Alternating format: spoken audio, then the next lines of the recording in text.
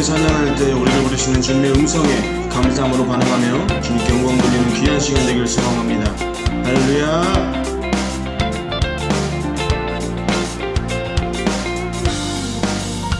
주의 음성을 내가 들으니 사랑한단 말일세. 믿는 마음으로 주께 가오니 나를 영접하소서. 주여 넓으신 은혜 베푸사 나를 받아주시고 나의 품은 뜻 주의 뜻같이 되게 하여 주소서. 내가 매일 십자가 앞에 더 가까이 가오니 구세주의 흘린 보배 피로써 나를 정케 하소서. 주의 보좌로 나갈 때에 어찌 아니 기쁠까. 주의 얼굴을 항상 배우니 더욱 친근합니다. 내가 매일 십자가 앞에 더 가까이 가오니 구세주의 흘린 보배 피로써 나를 정케 하소서. 내가 매일 십자가 앞에 더 가까이 가오니 구세주의 흘린 보배 피로써 나를 정케 하소서.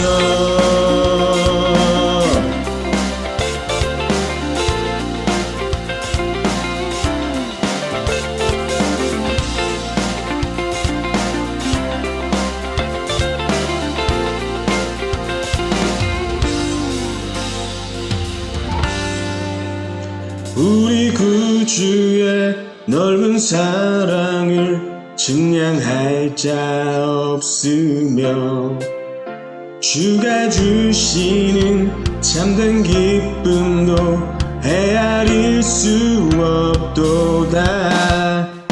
내가 매일 십자가 앞에 더 가까이 가오니 구세주의 흘린 보배 피로써 나를 정케 하소서.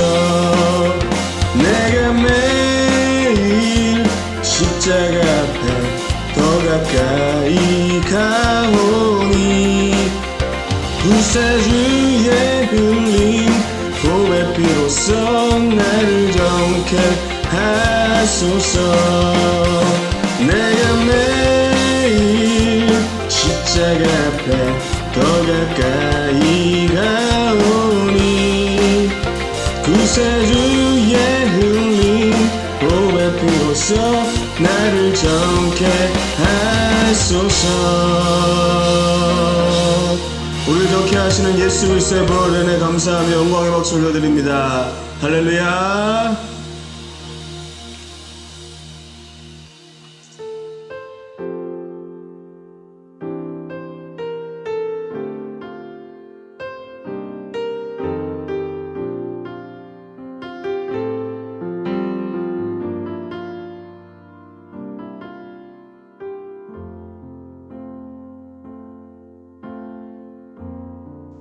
아버지 사랑, 아버지 사랑 내가 노래해.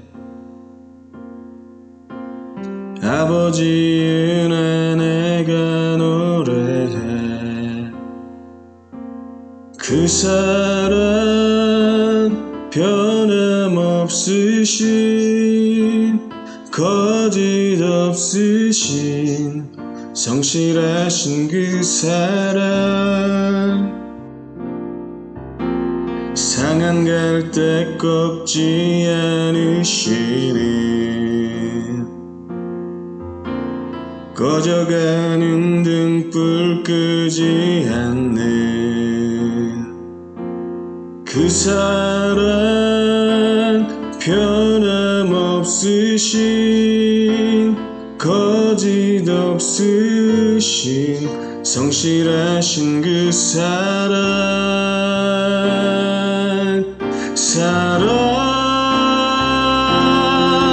그 사랑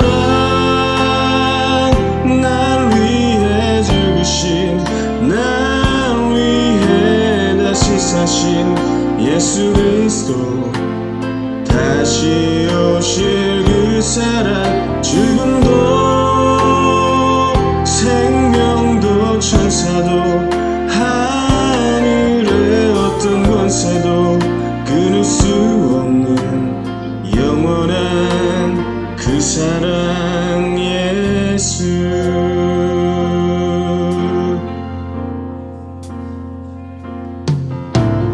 아버지 사랑 내가 노래해 아버지 은혜 내가 노래해 주 사랑 변함없으신 거짓 없으신 성실하신 그 사랑 상한 갈 때 꺾지 않으시네 꺼져가는 등불 끄지 않네 그 사랑 변함없으신 거짓 없으신 성실하신 그 사랑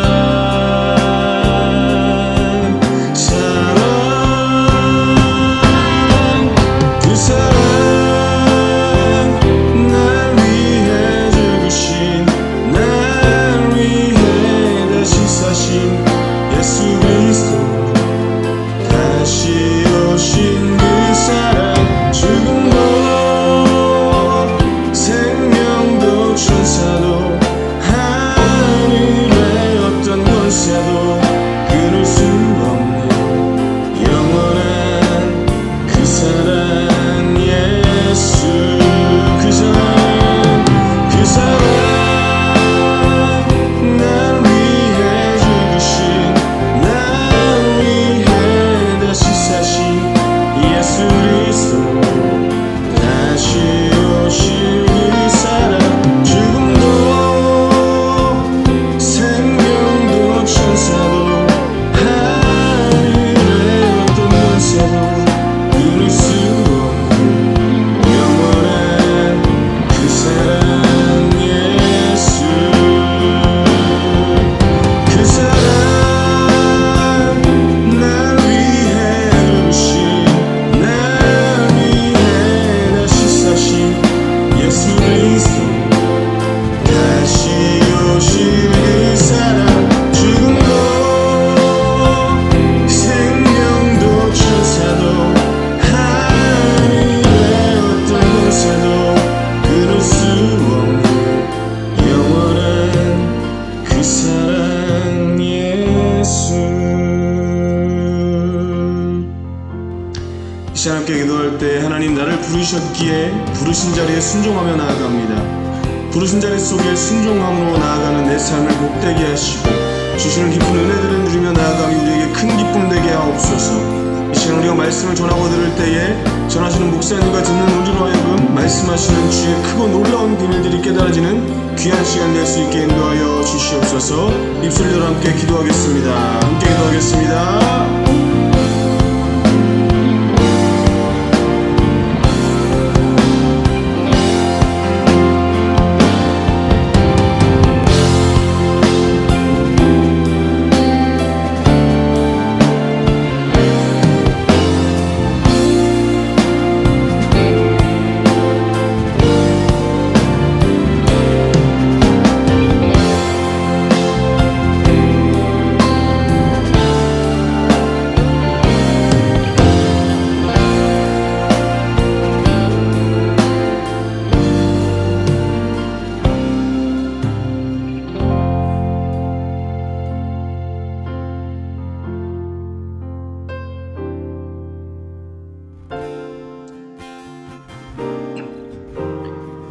하나님 오늘도 부르신 이곳에서 큰 은혜를 준비하시니 감사합니다. 베푸신 은혜도 감사한데 베푸실 은혜도 너무 귀하니 어제나 오늘이나 내일이나 언제나 은혜로 함께 하시는 주님과 동행하며 천국의 기쁨을 누리는 우리가 될 수 있도록 인도하여 주시옵소서. 모든 것 감사드리며 예수님 이름으로 기도드렸습니다. 아멘. 오늘 주시는 하나님의 말씀 빌립보서 3장 7절에서 9절입니다. 그러나 무엇이든지 내게 유익하던 것을 내가 그리스도를 위하여 다 해로 여길 뿐더러 또한 모든 것을 해로 여김은 내 주 그리스도 예수를 아는 지식이 가장 고상하기 때문이라.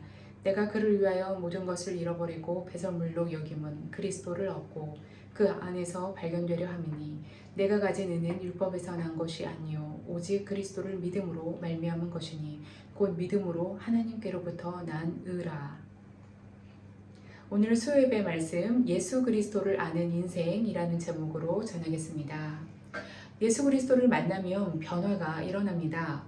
바울은 오늘 읽은 말씀 바로 앞에서 자신이 태어나면서부터 얻었던 조건과 자신의 힘으로 이루어낸 모든 율법적인 의에 대해서 자랑했습니다. 빌립보서 3장 4절에서 6절입니다. 그러나 나도 육체를 신뢰할 만하며 만일 누구든지 다른 이가 육체를 신뢰할 것이 있는 줄로 생각하면 나는 더욱 그러하리니 나는 8일 만에 할례를 받고 이스라엘 족속이요 베냐민 지파요 히브리인 중에 히브리인이요 율법으로는 바리새인이요 열심히는 교회를 박해하고 율법의 의로는 흠이 없는 자라. 그런데 오늘 말씀에서는 그 놀라운 조건들을 무색하게 할 만큼 놀라운 반전이 시작됩니다. 빌립보서 3장 7절에서 8절 상반절입니다. 그러나 무엇이든지 내게 유익하던 것을 내가 그리스도를 위하여 다 해로 여길 뿐더러 또한 모든 것을 해로 여김은 내 주 그리스도 예수를 아는 지식이 가장 고상하기 때문이라. 7절은 그러나로 시작됩니다. 이것은 앞에 해오던 말 전체를 뒤집는 접속사입니다. 다시 말하면 바울이 가진 모든 자랑거리들이 그리스도를 만나고 난 이후부터는 전혀 그렇지 않다고 고백하고 있습니다. 바울에게는 가치관의 변화가 일어났습니다. 사도 바울의 신앙 고백은 세상에서 가장 가치 없는 것과 예수님을 믿어서 얻게 된 가장 고상한 것을 대조하는 것이 아닙니다. 세상에서 가장 값진 것과 예수님을 믿는 것, 이 둘을 서로 비교해서 말하고 있습니다. 세상의 것 그 자체가 무의미하다는 것이 아니라 더 중요한 것을 발견했기 때문에 상대적으로 가치가 없다는 것입니다. 그 모든 것을 해로 여길 수 있는 이유가 바로 그리스도 예수를 아는 지식 때문이라고 말하고 있습니다. 빌립보서 3장 8절 하반절에서 9절 상반절입니다. 내가 그를 위하여 모든 것을 잃어버리고 배설물로 여김은 그리스도를 얻고 그 안에서 발견되려 함이니. 바울은 현재 입장에서 과거의 그 모든 것들은 전혀 쓸모없는 배설물과 같다고 말합니다. 예수님을 믿기 전에 모든 지식과 경험은 소용없다는 뜻은 아닙니다. 그러나 그리스도를 아는 지식에 비하면 아무것도 아니고 오히려 방해가 되기 때문에 배설물로 여겼다라고 말씀하고 있는 것입니다. 그래서 바울은 7절과 8절에서 반복해서 여긴다라는 표현을 쓰고 있는데요. 내가 그리스도를 위하여 다 해로 여길 뿐더러 또한 모든 것을 해로 여김은 이것은 생각한다, 간주한다의 뜻입니다. 그러니까 자신이 가진 것이 세상에서 값진 것이고 또 많은 사람들이 소유하기 원하는 것이지만 그러함에도 그 모든 것보다 예수 그리스도가 더 소중하기 때문에 이제는 이전의 모든 것들을 가치 없는 것으로 간주하겠다라는 뜻입니다. 사실 오늘 말씀은 누구보다도 말씀을 준비하는 저에게 또 설교자에게 가장 부담이 되고 어려운 본문입니다. 능히 그렇게 살고 있다면 담대하게 전하겠지만 그렇게 온전히 살고 있지 못하기 때문에 가슴에 품고는 있어도 또 누구에게 전하기는 참 어려운 말씀입니다. 하지만 그럼에도 부담이 되는 이 귀한 말씀이 사랑하는 영광교회 성도님들과 그리고 저에게 영적인 산이 또 한 번 넘어지는 귀한 축복으로 이어지시길 예수님의 이름으로 축복합니다. 사도 바울은 예수 그리스도를 인격적으로 만난 후 더 이상 이제까지 속해 있던 유대인 공동체에 있고 싶은 생각이 없어졌습니다. 바울은 유대 공동체 안에 그대로 살면 대접받고 얼마든지 대우받고 살 수 있었습니다. 필요한 것을 다 갖추었고 가장 높은 지위에 있었기 때문에 그렇습니다. 그러나 예수 그리스도께서 십자가에서 죽으시고 부활하신 이후에 지금 시대는 이방인의 시대가 활짝 열렸음을 알았습니다. 비록 이방인들 가운데서 사역하며 사는 것이 고난인 것은 분명하지만 바울은 이 세상이 전부가 아니며 하늘나라가 있다는 것을 깨닫게 되었습니다. 하나님의 은혜로 영적인 눈이 열려 진짜 인생을 보게 된 것입니다. 고린도전서 15장 17절에서 19절 말씀입니다. 그리스도께서 다시 살아나신 일이 없으면 너희의 믿음도 헛되고 너희가 여전히 죄 가운데 있을 것이요 또한 그리스도 안에서 잠자는 자도 망하였으리니 만일 그리스도 안에서 우리가 바라는 것이 다만 이 세상의 삶뿐이면 모든 사람 가운데 우리가 더욱 불쌍한 자이리라. 바울이 영적인 눈이 뜨여서 이방인 공동체로 간 것은 하나님의 비밀을 알았기 때문이고 그래서 복음이 우리에게도 전해진 것입니다. 1980년대 구한말 조선시대에 우리나라에 선교사로 오신 분들 한 사람 한 사람 또 그 가정의 이야기를 들으면요. 진짜 복음의 능력이 어떠한 것인지에 대해서 숙연해지고 깊은 울림의 소리를 듣게 됩니다. 선교사로 오신 분들 대부분은 참 젊었고요. 대학 캠퍼스 안에서 부흥이 일어났을 때 성령을 받았던 분들이 대부분입니다. 20대의 젊은 분들, 또 이제 막 결혼한 가정이 그때 당시 우리나라에 복음을 전하러 온다는 것은 죽으러 오는 것과 마찬가지였습니다. 그러나 그들 마음의 열망이었다는 것이 이것이 바로 놀라운 복음의 능력인 것입니다. 성령께서 하신 일입니다. 마태복음 19장 26절입니다. 예수께서 그들을 보시며 이르시되 사람으로는 할 수 없으나 하나님으로서는 다 하실 수 있느니라. 서울 양화진에 그들의 묘소, 그러니까 선교사님들의 묘소가 있어서 몇 차례 견학으로 간 적이 있었습니다. 많은 사람들에게는 그들의 희생이 정말 이해가 안 가는 일일지라도 하늘나라를 알고 나면 그 비밀을 알고 나면 이제 이 세상에서 성공하고 살았다는 말이 아니라 하늘나라에서 성공하고 하늘나라에서 발견되었다라는 말을 듣는 것이 소망이 되는 것입니다. 우리 모두 나름 열심히 살고 있지만 후회하지 않을 인생을 살아야 할 것입니다. 머지않아 분명히 눈앞에 다가올 그 날을 위해서 진짜를 발견하고 무엇을 위해 살아야 할지를 보게 되는 영적인 눈이 더욱 열리고 진짜 삶을 살아가시기를 기도합니다. 두 번째로 나눌 말씀은 예수 그리스도를 아는 참 지식은 진짜 인생을 살아가게 한다는 것입니다. 사실 사도 바울에게는 버린 것만 있는 것이 아니었습니다. 빌립보서 3장 8절입니다. 또한 모든 것을 해로 여김은 내 주 그리스도 예수를 아는 지식이 가장 고상하기 때문이라. 내가 그를 위하여 모든 것을 잃어버리고 배설물로 여김은 그리스도를 얻고. 말씀에서 바울이 모든 것을 해로 여기고 모든 것을 잃어버렸다고 할 때 그 사이 안에, 그 말씀 안에 그리스도 예수가 들어가 있습니다. 즉 얻은 것이 분명하게 있습니다. 때문에 사도 바울이 무엇이든지 내게 유익하던 것을 다 버렸다. 즉 온갖 좋은 것들을 버렸다고 말하지만 사실 바울에게 이것은 수지 맞는 일이었습니다. 그래서 바울은 빌립보서 편지에서 복음을 위해 기뻐하고 기뻐하라고 말씀합니다. 빌립보서 4장 4절에서 5절입니다. 주 안에서 항상 기뻐하라. 내가 다시 말하노니 기뻐하라. 너희 관용을 모든 사람에게 알게 하라. 주께서 가까우시니라. 심지어 빌립보서는 바울이 복음을 전하다가 로마 감옥에 갇혀서 그 안에서 쓴 옥중서신이라고 불리지 않습니까? 그러나 이와 같은 가치관의 변화와 고백은 우리가 예수 그리스도를 어떻게 이해하고 있느냐에 따라서 달라집니다.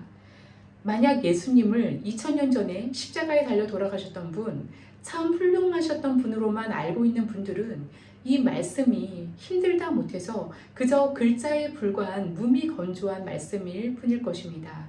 왜냐하면 잃어버린 것은 현실이고 얻는 것은 너무나 막연하기 때문에 그렇습니다. 내가 버려야 하는 이 세상의 유익은 현실인데 그런데 내가 얻는 예수님은 막연하게 그저 떠가는 구름에 불과하기 때문인 것이죠. 마태복음 19장에 한 부자 청년이 예수님께 와서 영생을 얻는 방법을 질문합니다. 이에 대해서 예수님은 대답하십니다. 네가 온전하고자 할진대 가서 내 소유를 팔아 가난한 자들에게 주라. 그리하면 하늘에서 보화가 내게 있으리라. 그리고 와서 나를 따르라고 마태복음 19장 21절에서 말씀하십니다. 그러나 그 청년이 재물이 많음으로 근심하고 돌아갔다는 것을 봅니다. 재산을 나눠주는 것은 현실이고 하늘의 보화는 그에게 너무나 막연했기 때문이죠. 우리 모두에게 있는 저마다의 부자 청년과 같은 근심은 무엇입니까?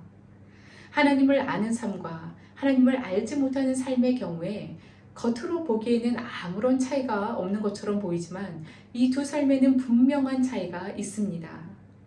제가 한국에서 사역할 때 한 번은 한 집사님 가정에 신방을 갔습니다. 집사님의 평소 고운 마음과 비슷해 보이는 단아한 꽃이 정말 예쁘게 꽂힌 화병이 집안 두어 군데에 놓여 있었습니다. 그래서 제가 말했죠. 집사님 너무 예뻐요. 바쁘신데 언제 이렇게 꽃을 준비하셨어요? 라고 물으면서 좀 가까이 갔습니다. 정말 생화 느낌이 가득한 조화였습니다.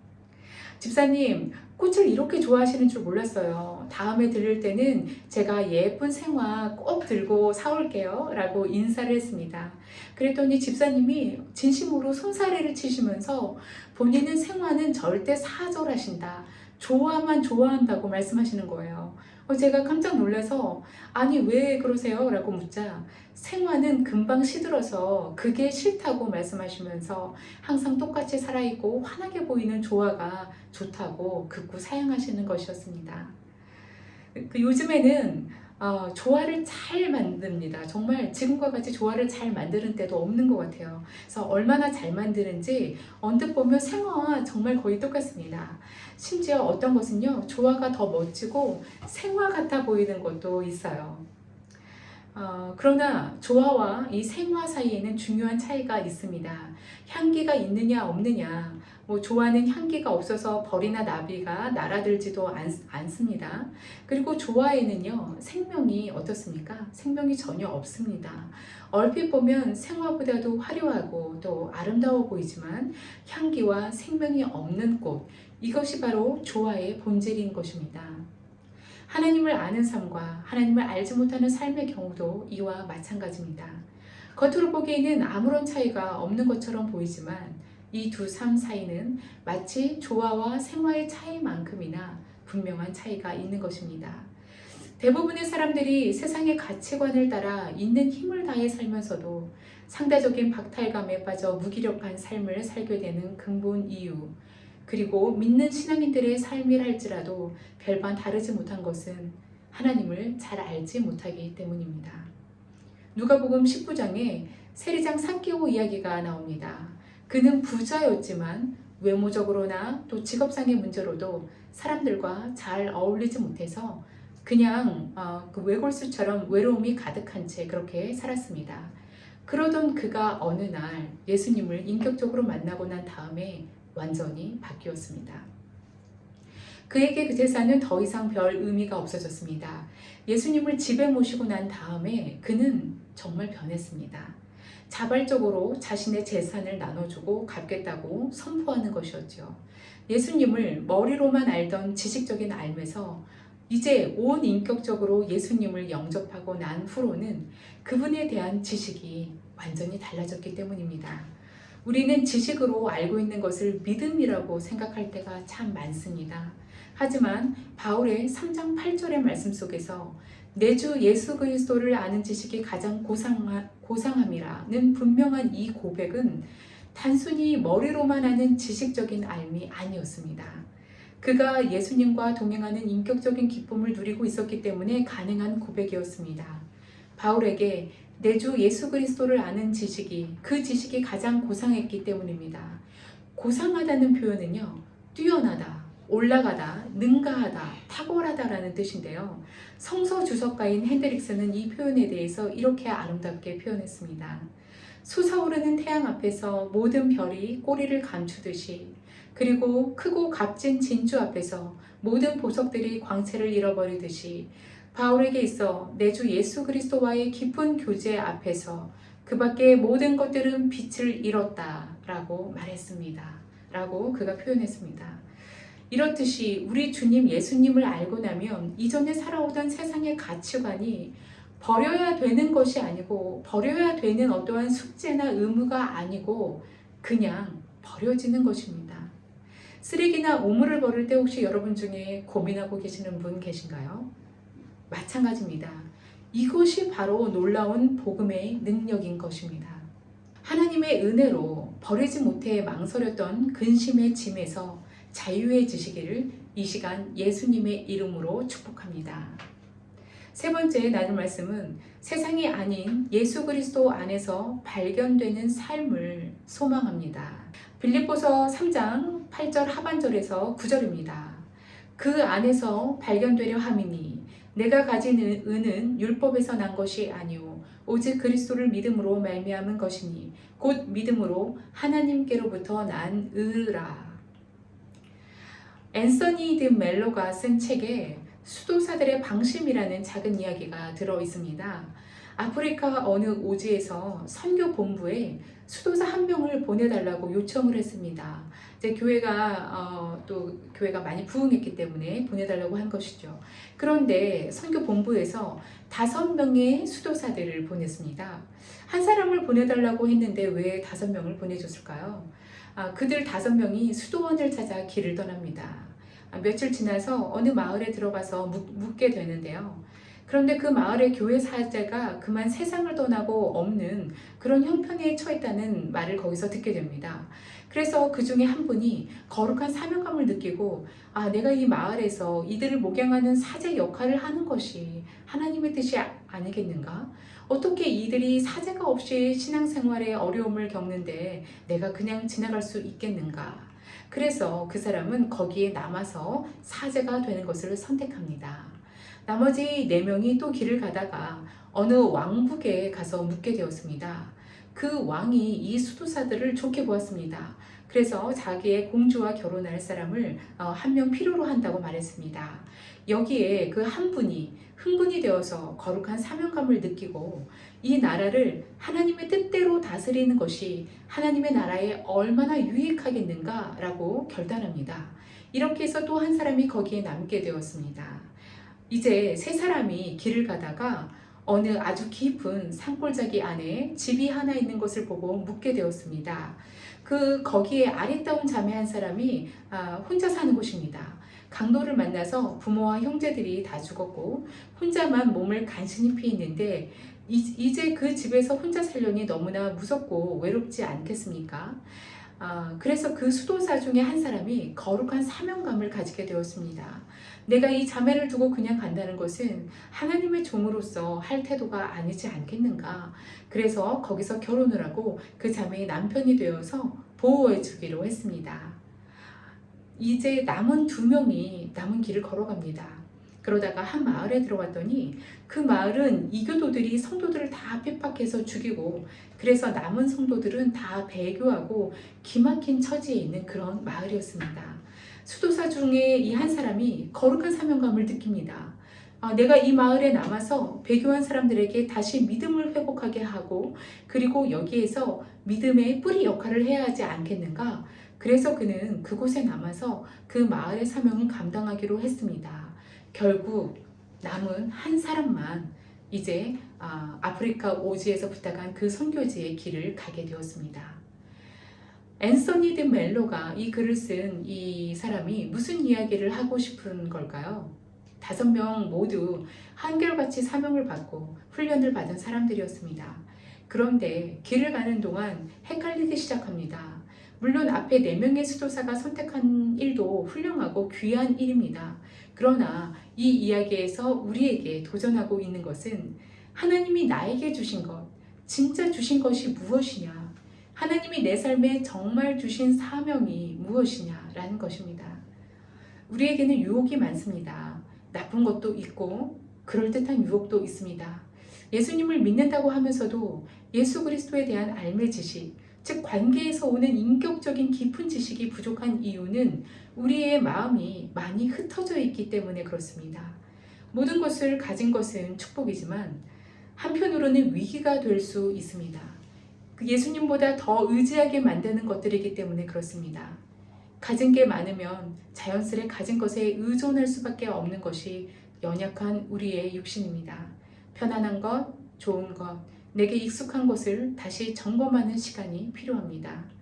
나는 비록 아무것도 없는 형편 속에서 아무도 아는 이도 없고 아무도 나를 도와줄 수 없는 이러한 형편 속에서 신앙생활을 한다고 할지라도 헤쳐나갈 수 있겠는가? 편안한 것이 은혜로운 것은 아닙니다. 외형적 축복에 안주하는 것에서 진짜 예수님을 붙잡는, 진짜 인생을 살아가는 복된 성도님들 되시기를 기도합니다. 예수님의 관계가 깊지 않으면요, 그분과의 관계가 분명하지 않으면 믿음의 결단과 고백을 할 수 없습니다. 믿음의 조상이라는 영광스러운 호칭을 받은 아브라함은 자녀를 위해서 100세가 되도록 기다려야 했을 뿐만 아니라 그 자녀를 하나님께 온전히 맡겨야 하는 긴 연단의 과정을 훈련받았습니다. 요셉의 고난도 마찬가지입니다. 하루아침에 애굽의 총리가 된 것 같아 보이지만 그의 연단의 시간은 결코 짧지 않았습니다. 다윗도 마찬가지입니다. 하나님과의 관계를 계속 훈련받았기 때문에 지독한 사울과의 전쟁에서 끝까지 순종하고 승리할 수 있었습니다. 그렇기 때문에 바울이 지금 세상이 아닌 그리스도 안에서 발견되기를 원한다라고 고백을 할 때에 그는 내가 가진 의가 아닌 하나님께로부터 온 의를 강조하는 것입니다. 빌립보서 3장 9절 하반절입니다. 내가 가진 의는 율법에서 난 것이 아니요 오직 그리스도를 믿음으로 말미암은 것이니 곧 믿음으로 하나님께로부터 난 의라. 이 말은 예수님을 믿는 것이 나의 신념이나 결단의 문제만은 아니라는 뜻입니다. 이것은요, 다소 수동적인 표현입니다. 나의 의지로 하는 것이 아니라 예수님 안에서 내가 삼켜지는 것이기 때문에 그렇습니다. 즉 예수님의 존재 속에 내가 삼켜지고 그 안에 내가 들어가 버리는 것입니다. 내 욕심과 생각을 버리고 그리스도가 원하는 것을 마음에 두고 내 안에 예수님만 나타나기를 원하는 것, 그것이 바울의 마음이었습니다. 그래서 그 안에서 발견되기 원한다고 말하고 있습니다. 의라는 것은 하나님과 우리의 관계를 표현하는 말입니다. 하나님과 올바른 관계 속에 있는 사람이 바로 의로운 사람입니다. 바울은 그리스도를 만나기 전에 하나님과의 관계를 자신의 의의 근거에서 얻고자 했습니다.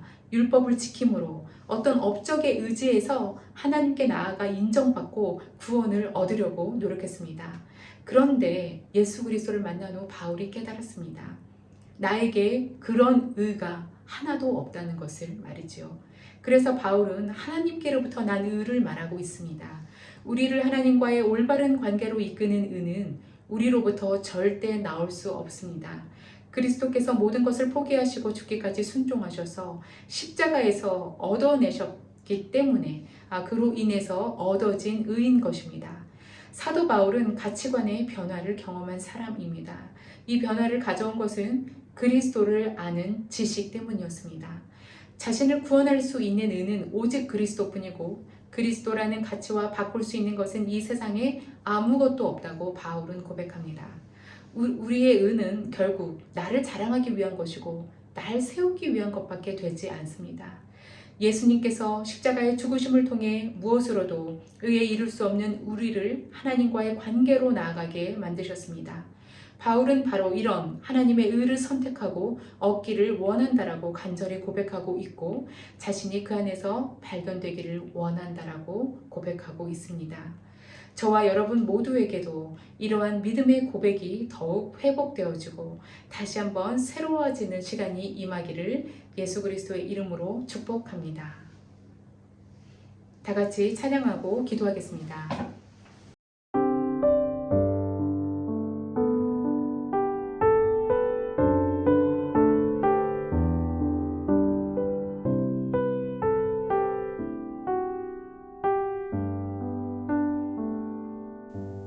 내가 주인 삼은 모든 건 내려놓고 내 주 되신 주 앞에 나가 내가 사랑했던 모든 건 내려놓고 주님만 사랑해. 주 사랑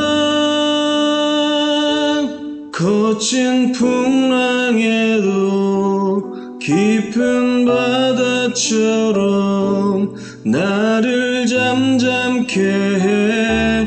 주 사랑 내 영혼의 반석 그 사랑 위에 서리.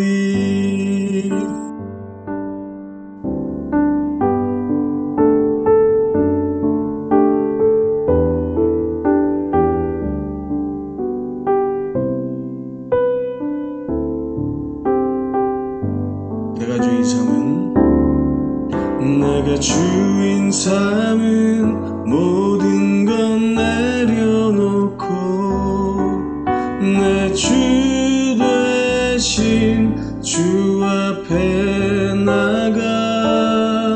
내가 사랑했던 모든 건 내려놓고 주님만 사랑해. 주 사랑 거친 풍랑에도 깊은 바다처럼 나를 잠잠케 해. 주 사랑 내 영혼의 반석 그 사랑 위에 서리. 그 사랑 위에 서리.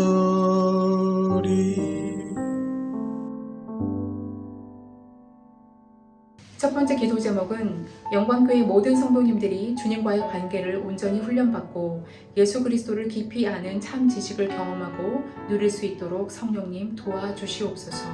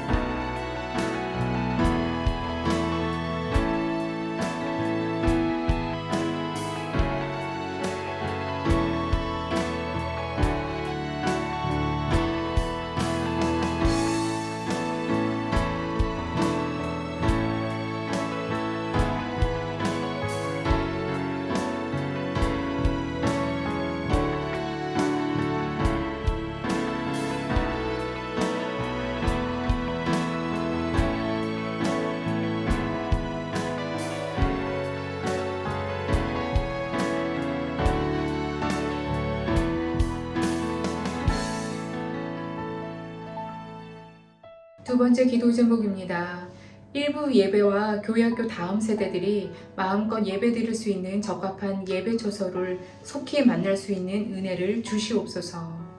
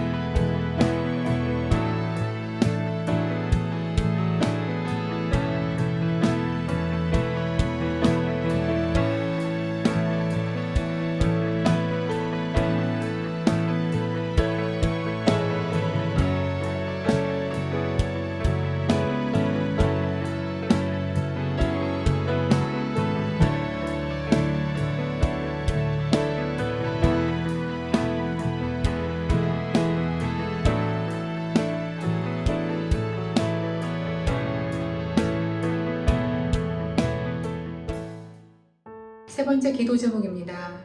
5월 가정의 달을 맞아 영광교회 온 성도들의 가정을 위해 기도합니다. 믿음, 사랑, 소망이 가득한 가정들 되게 하시고 예수 그리스도 십자가 은혜가 흐르는 복된 부모와 자녀들 되게 하옵소서.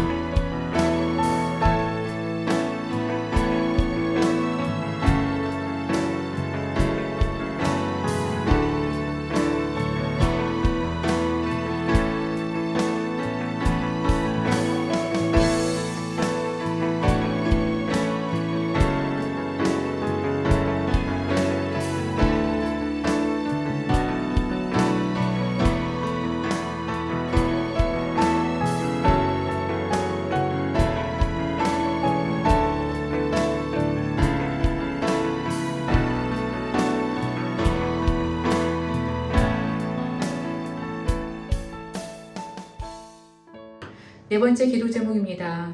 영광교회 모든 성도들이 복음을 위해서 한 마음과 한 뜻으로 연합하여 부흥을 이루게 하시고 말씀과 기도의 역사가 많이 일어나게 하옵소서. 보내주신 새 가족들이 잘 정착하게 하시고 섬길 수 있는 주의 일꾼들도 많이 세워지게 하옵소서.